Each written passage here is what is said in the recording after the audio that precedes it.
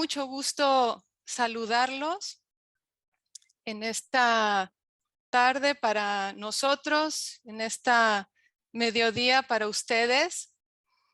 Y quiero decirles que aunque estamos a miles y miles de kilómetros, y ahorita estaba viéndolos llegar a la iglesia, quiero decirles que un mundo los vigila.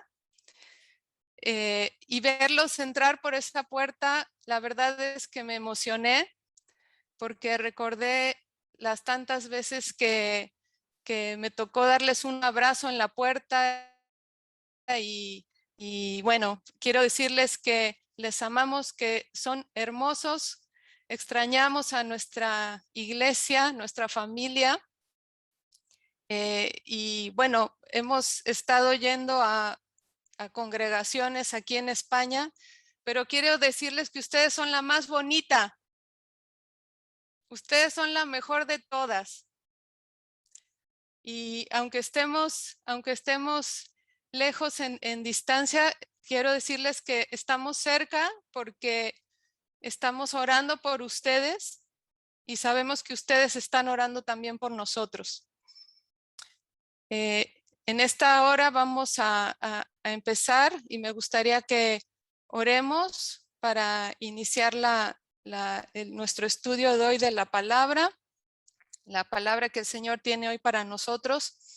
Y les voy a pedir que extiendan su mano hacia aquí y que me ayuden a orar. Padre, te damos gracias por tu palabra que es viva y eficaz y más cortante que toda espada de dos filos.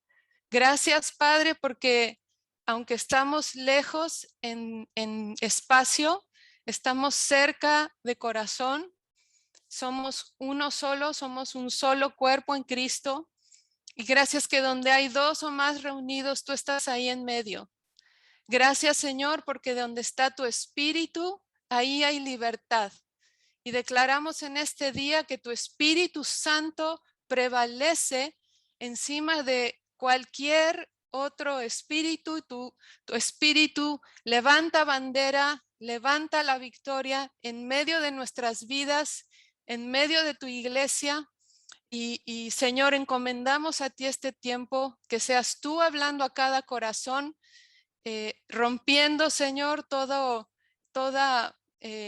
fortaleza y levantando, Señor, la fe y levantando tu espíritu en cada uno.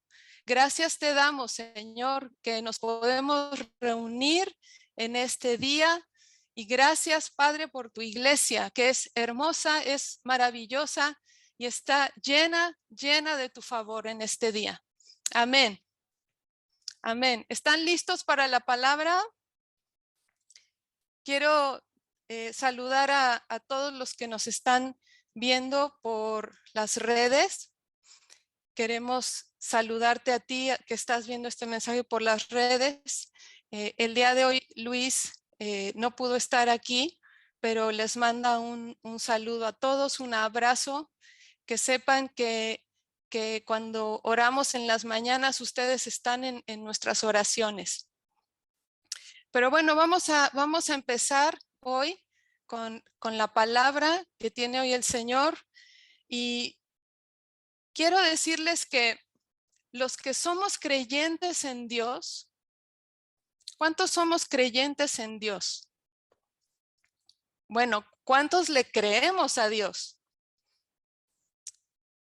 Bueno, nosotros sabemos, por lo que hemos estado escuchando los domingos acerca del Dios Altísimo, que este es uno de los títulos que se le da a nuestro Dios. Este es el aspecto de Dios que tiene que ver con su rango en autoridad, y Él es el que está encima de toda posible autoridad. Es el único que puede hacer retroceder al mal. Pero a veces podemos estar viviendo como gente que, aunque sabe todo esto y cree en Dios, al mismo tiempo nos puede pasar que podemos vivir sintiéndonos como indefensos.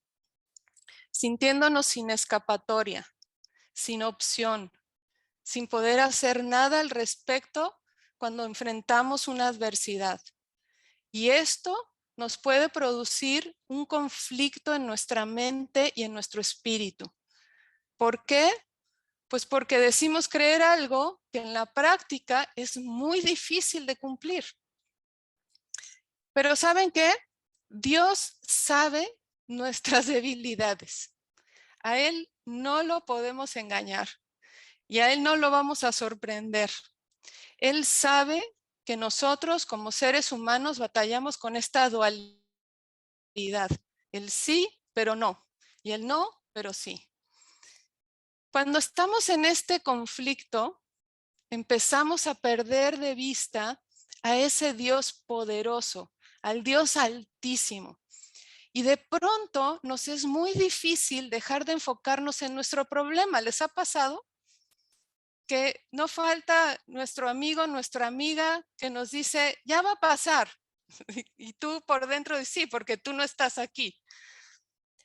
Pero nuestra fe entonces empieza a ser débil y nos hacemos presas de ansiedad porque estamos intentando con todas nuestras fuerzas, con todas nuestras ideas, el salir o el escapar de esa situación. Internamente también nos empezamos a cuestionar nuestra fe y empezamos también incluso a cuestionar a Dios. Incluso algunas personas pueden empezar a alejarse de Dios. Por eso hoy vamos a ver una herramienta para la vida en esta tierra y la manera de obtener esa herramienta que nos va a ayudar cuando estemos atravesando ese conflicto de dualidad en medio de la adversidad. Esta va a ser una herramienta que Jesús nos la da y para vivir, que podamos nosotros vivir lo que es la protección de Dios en nuestra vida. Que podamos vivir sintiéndonos protegidos, pero también sabiendo que podemos accionar. Es decir, que podemos hacer algo al respecto y que podamos dejar de quedarnos paralizados o peor aún, que perdamos el control y que empecemos a actuar en nuestros impulsos, que muchas veces hacen que las cosas se empeoren, ¿verdad? Pero bueno, vamos a ver esta herramienta en Mateo capítulo 16, versículo 13 al 19. Y si traes tu Biblia, sácala porque seguramente la vas a anotar y le vas a poner ahí una subrayada. Dice nuestra lectura: al llegar a la región de Cesarea de Filipo, Jesús preguntó a sus discípulos: ¿quién dice la gente que es el Hijo del Hombre? O sea, Jesús. Ellos dijeron, unos dicen que es Juan el Bautista, otros que es Elías, otros que es Jeremías o alguno de los profetas. Jesús les preguntó, ¿y ustedes quién dicen que soy yo? Simón Pedro respondió, tú eres el Cristo, el Hijo del Dios Altísimo, del Dios viviente. Entonces Jesús le dijo, bienaventurado eres, Simón, hijo de Jonás, porque no te lo reveló ningún mortal, sino que mi Padre que está en los cielos. Y yo te digo que tú eres Pedro, y sobre esta roca edificaré mi iglesia, y las puertas del Hades o del infierno no podrán vencerla. A ti te daré las llaves del reino de los cielos. Todo lo que ates en la tierra será atado en los cielos, y todo lo que desates en la tierra será desatado. Un personaje o con un buen hombre que hizo cosas buenas. Para algunos Jesús es el pretexto para hacer la Navidad. Otros lo comparan con Buda o con otro de los miles de dioses que hay. Pero si hiciéramos esa pregunta en la calle, nos daríamos cuenta que pocos saben quién es Jesús. Aquí en España me ha impresionado lo poco que se sabe acerca de Jesús. Y no estoy hablando a que crean que existe. Definitivamente hay muchas personas que son ateas, pero los que creen o que dicen creer no tienen ni idea de quién es Jesús porque nunca han leído la Biblia, nunca han estudiado las escrituras. Entonces, ¿quién es Jesús? Me refiero a si tienen una relación con la persona de Jesús. La segunda pregunta que hace Jesús a sus discípulos es, ¿y ustedes? ¿Quién dicen que soy yo? De la gente que no me conoce me lo espero. Está bien que digan que yo soy Elías, que soy Jeremías, etcétera. Pero ustedes que han pasado tiempo conmigo, ustedes que han visto mis milagros, ustedes que me escuchan cada día, la pregunta que hoy Jesús nos hace a todos es, ¿tú quién dices que soy yo? Tú que estás viendo este video, ¿quién dices que es Jesús? Hay opciones de respuestas. Una puede ser que lo conocemos como para decir quién es Él. Podríamos decir fácilmente quién es Jesús para nosotros. O sentimos que no podemos responder con claridad porque aún no lo conocemos bien. Y no es cuestión aquí de cuestionarnos por buscar la respuesta correcta, sino cuestionarnos con honestidad. Hoy esta es la pregunta, ¿quién dices que soy yo para ti? Tal vez para algunos la respuesta es, pues la verdad es que no sé ni quién es Jesús. O la verdad es que no creo que existas. Y quiero decirte que Dios acepta este tipo de respuestas también, porque Dios no se escandaliza. Al contrario, este puede ser el inicio de una realidad de la persona de Jesús o de Dios en tu vida. Porque si tú se lo pides, Él se va a dar a conocer de una manera personal y única. Esta semana conocí a un pastor que se decía ateo. Él era de la época donde estaba en boga el ser comunista y era Dios no existe y Dios no existe y Dios no existe, hasta que un día tuvo se casó con una cristiana y seguían Dios no existe, Dios no existe, Dios no existe, hasta que un día su hijo cae enfermo, grave, existes, que yo te pueda creer. Ahora no solamente cree en Él, sino que le sirve. Así que se vale ser honestos con Dios. Pero bueno, vemos que Pedro suelta una respuesta. ¿A quién soy? ¿Quién dicen ustedes que soy yo? Y Pedro dice, tú eres el Cristo, el Hijo del Dios viviente. Y aquí encontramos otra joya, porque Pedro da una afirmación contundente, a pesar de ser Simón. Simón significa junco. Su nombre significa alguien que se tambalea para todas partes, que es voluble, que dice sí pero no, no pero sí, que se avienta a caminar sobre el mar y luego se hunde. ¿Sí? Bueno, pues a él Jesús le dice, y yo te digo que tú eres Pedro. Aquí vemos algo que Dios suele hacer. Dios suele cambiar nuestro nombre. Y yo les quiero preguntar, ¿cómo te llamarías? ¿Cómo te llamarías si te hubieran puesto el nombre basados en tu forma de ser? A ver, los veo.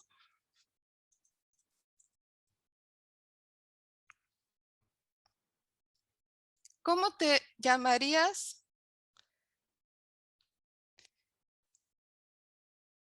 si te hubieran puesto el nombre en base a tu forma de ser? Por ejemplo, Abraham, sin H, significa Padre exaltado. Y Dios le cambia el nombre a Abraham, que significa Padre de multitudes. A Jacob, que su nombre significa suplantador o tranza, Dios le cambia el nombre y le dice, tú eres Israel, príncipe, que significa príncipe. Y aquí estamos viendo que Simón, que significa junco, Jesús le dice, pero tú eres Pedro, que significa piedra. Si le has entregado tu vida a Dios, quiero decirte que la palabra de Dios dice que tú eres nueva criatura, que las cosas viejas pasaron y todas son hechas nuevas. Hasta tu nombre. Qué bueno que no le pregunté a las esposas cómo le hubieran puesto al marido en base al carácter o al revés. Gracias a Dios que Dios cambia, porque Dios no nos ve como nos ven los demás. Ni puedes pedirle a Dios que te muestre quién eres en realidad. Bueno, ya vimos las joyas, pero yo empecé el mensaje comentándoles el problema que podemos llegar a tener cuando creemos, pero al mismo tiempo nos llegamos a sentir indefensos. Les prometí que íbamos a conocer una herramienta que Jesús nos dio para vivir de manera que nos sintamos seguros. Y bueno, esto no quiere decir que nunca vamos a sentirnos inseguros o con temor, pero esta herramienta va a ser de gran ayuda. Y para verla, vamos al versículo 18. Y yo te digo, aquí está Jesús diciéndole a Simón, tú eres Pedro a partir de ahora. Y sobre esta roca edificaré mi iglesia y las puertas del Hades o del infierno no podrán vencerla. A ti te daré las llaves del reino de los cielos. Todo lo que ates en la tierra será atado en los cielos y todo lo que desates en la tierra será desatado en los cielos. Primero Jesús dice, a ti daré las llaves. Esta expresión viene de la costumbre de investir a los hombres con autoridad y lo hacían entregándoles las llaves del lugar donde estaban, parecido a lo que sucede ahora, que se entregan las llaves de la ciudad, que bueno, es más bien un asunto más social que de autoridad. Otra costumbre con esto de te doy las llaves es que los judíos consistía en que el doctor de la ley de los judíos se le ponían en su mano las llaves del cofre donde se guardaba el libro de la ley o las escrituras, denotando que estaba autorizado de tomarlo y de leerlo. También esto de las llaves se acostumbraba, por ejemplo, que el amo de la casa le daba al mayordomo o al administrador las llaves de las casas donde se guardaban las provisiones, es decir, le daba las llaves de la alacena, digamos, para que repartiera a cada uno en la porción de cada quien necesitaba. Aquí Jesús lo que está haciendo, dando las llaves, no es que le dijo a Pedro, ponte en la puerta del cielo y tú tienes las llaves, ¿eh? Tú dices quién entra y quién no entra. Evidentemente no se está refiriendo a eso. Aquí lo que está haciendo Jesús es que está dando y estableciendo la autoridad de la iglesia. ¿Le está dando autoridad para qué? Bueno, ahí mismo lo dice. yo les doy autoridad para atar y desatar. Y les voy a explicar el significado de atar y desatar. A veces, y yo me incluyo, hemos escuchado decir, desato prosperidad para ti, o ato todo espíritu del mal en este lugar, o ato al diablo, ¿no? Y algunos hasta se avientan a atar principados y potestades. Bueno, este término aquí en Mateo, si lo estudiamos bien en su versión original y ponemos atención a lo que los estudiosos han investigado, más bien tiene que ver con un término que se aplica a la autoridad que Jesús le delega a la iglesia de poner orden, de disciplinar cuando alguien anda chueco, cuando hay que poner disciplina. Atar es prohibir y desatar es quitar la prohibición, que es algo que los apóstoles, es una de las funciones de los apóstoles en la iglesia. Y Jesús le dio a Pedro como administrador la llave para atar y desatar lo que se necesitara para el momento justo, de acuerdo a lo que Dios había acordado dar. Aunque en este pasaje especialmente se lo está concediendo a Pedro, no quiere decir que era de uso exclusivo de Pedro.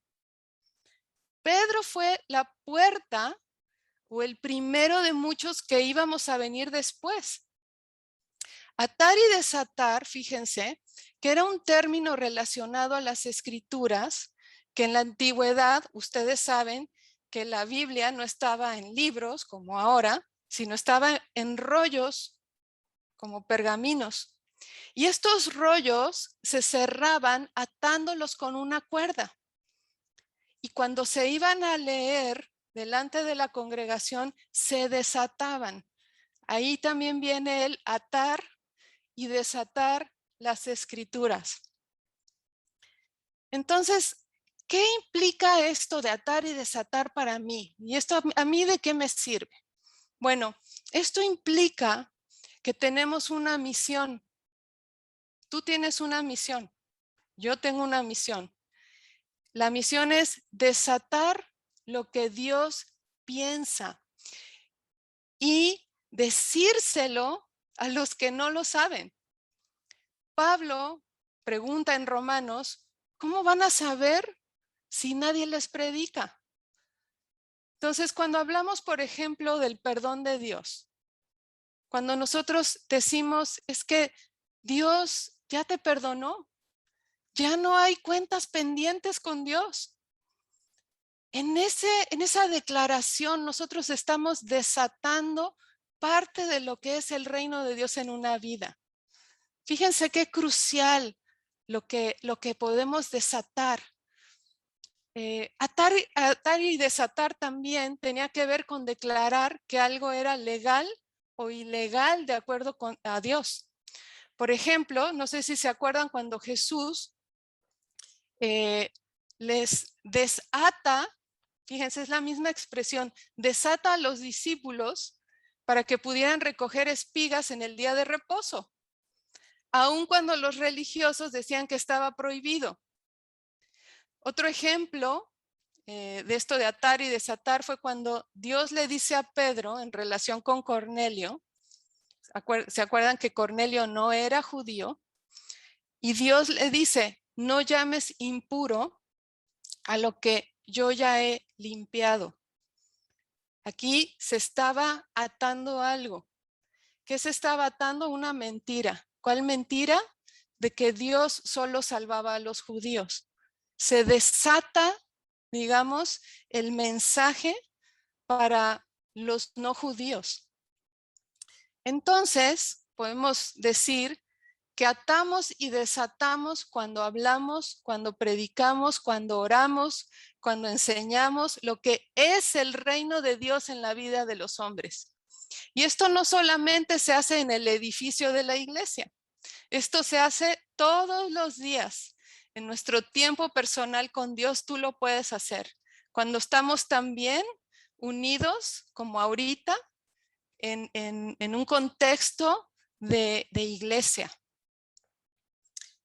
Yo les invito en estos momentos a que pensemos en gente que conocemos que viven atados a ideas erróneas, sobre todo en cuanto a Dios o en cuanto a sí mismos, como Pedro. Pedro siempre había...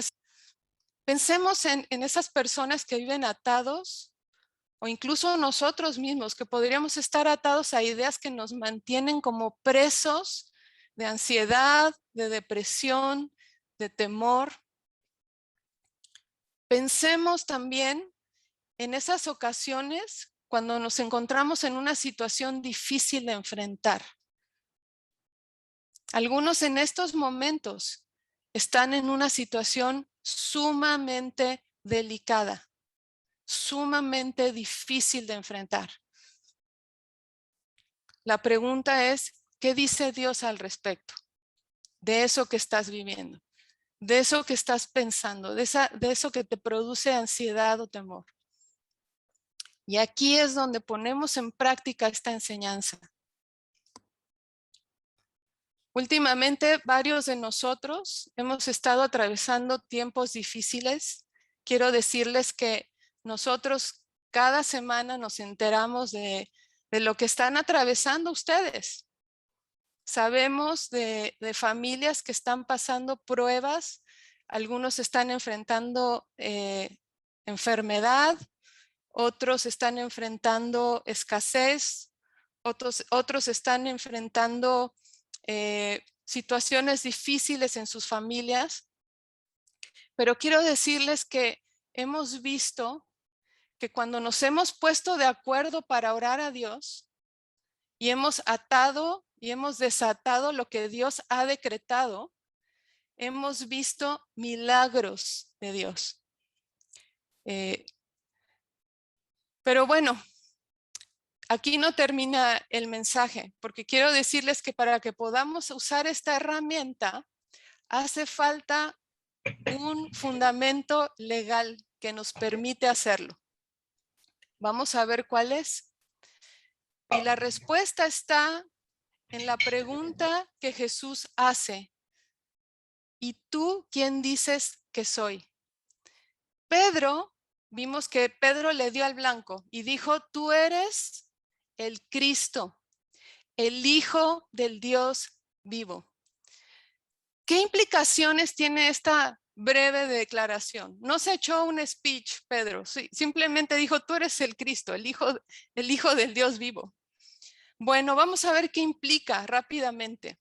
Implica, número uno, que entiendes que Jesús es más que una figura religiosa, más que un crucifijo, más que alguien que partió la historia en dos. La palabra el Cristo significa el Mesías, el ungido o el indicado.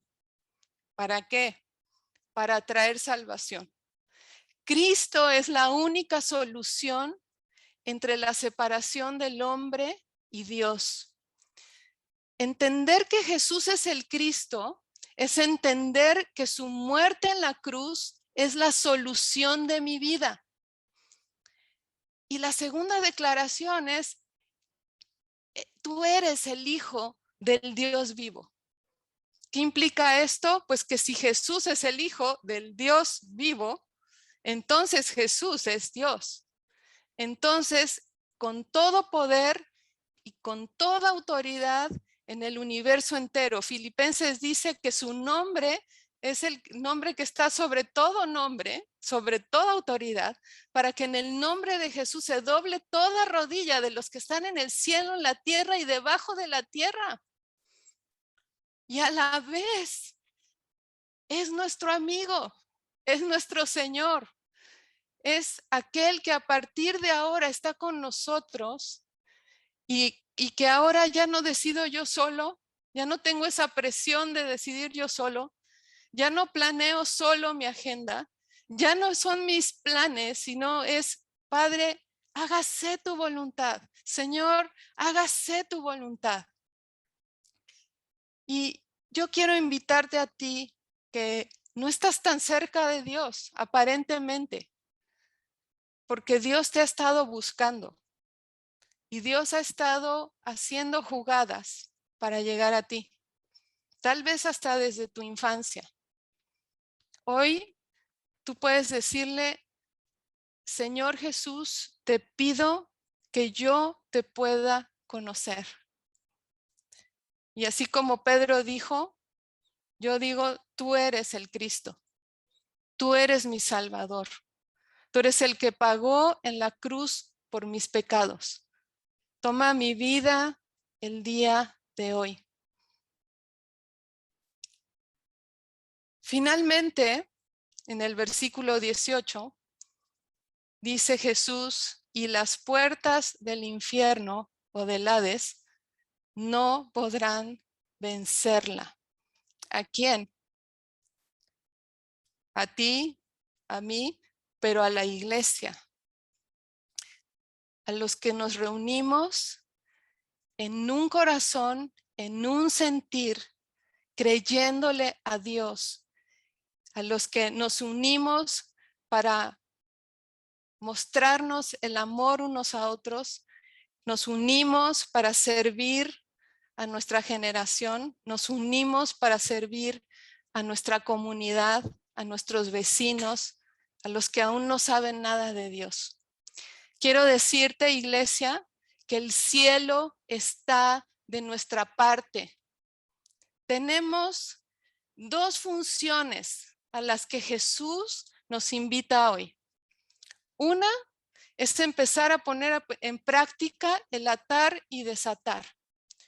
¿Qué atamos y desatamos? Ya vimos qué es lo que Dios quiere para nosotros en lo particular, para nuestra familia, para nuestros seres queridos, para nuestros amigos, para nuestros vecinos y hasta para nuestros enemigos.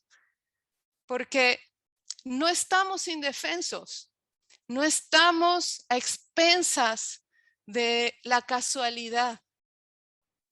Y la otra es hacer lo mismo como iglesia, con otros. Tal vez hoy es el día en que tú necesitas empezar a reunirte con otros y ponerte a orar, porque muchas veces somos débiles. Y yo quiero decirles que aquí también hay cocolazos, aquí también hay batallas. Y si no fuera porque ustedes están orando por nosotros, ya desde cuándo hubiéramos claudicado. Así que vamos a orar.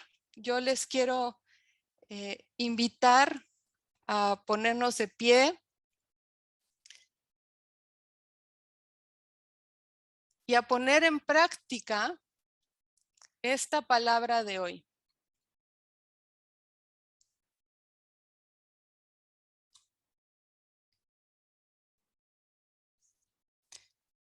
Iglesia, somos la sal y la luz del mundo.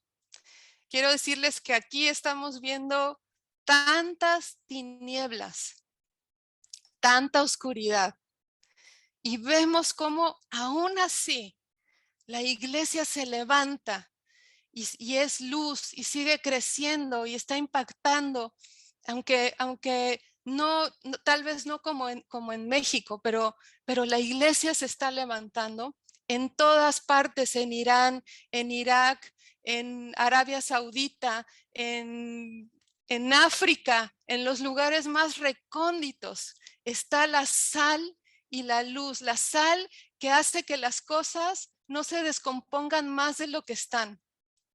Y Iglesia Plenitud, somos la luz que alumbra cuando lo único que hay es tinieblas. La iglesia, nosotros, tenemos el respaldo completo de parte de Dios. Y la iglesia tenemos la autoridad para atar y desatar, no solamente en nuestras vidas, sino en las vidas de gente que está en estos momentos sufriendo. La iglesia eres tú, la iglesia somos nosotros. y nosotros como iglesia establecemos el reino de Dios en nuestra vida y en los que nos rodean, cuando juntos le pedimos a Dios que venga tu reino y que se haga tu voluntad. Y por nuestra bendición, dice Proverbios, la ciudad es bendecida. Si nosotros no hacemos esto, iglesia, ¿quién lo hará? Si tú hoy quieres poner en práctica esta enseñanza, vamos a orar. Y yo te invito a que ores, levantes tu cabeza, así como estás en pie, no como una persona derrotada, no como una persona que no tiene para dónde ir, no como alguien que está indefenso, sino como alguien que tiene un arma en sus manos que el Señor le acaba de dar. Y vamos a orar, iglesia. Padre, gracias por tu palabra que nos hace libres. Señor Jesús, gracias por darnos esta herramienta de autoridad. El día de hoy atamos y desatamos declarando que somos perdonados, declarando que somos comprados por tu sacrificio en la cruz, declarando que tenemos acceso a todas tus promesas, declarando que tú harás que todas las cosas nos ayuden a bien, declarando que tú haces huir a nuestros enemigos. Gracias, Espíritu Santo, porque tú nos das entendimiento del camino que debemos andar. Gracias, Espíritu Santo, porque tú nos acompañas a cada instante.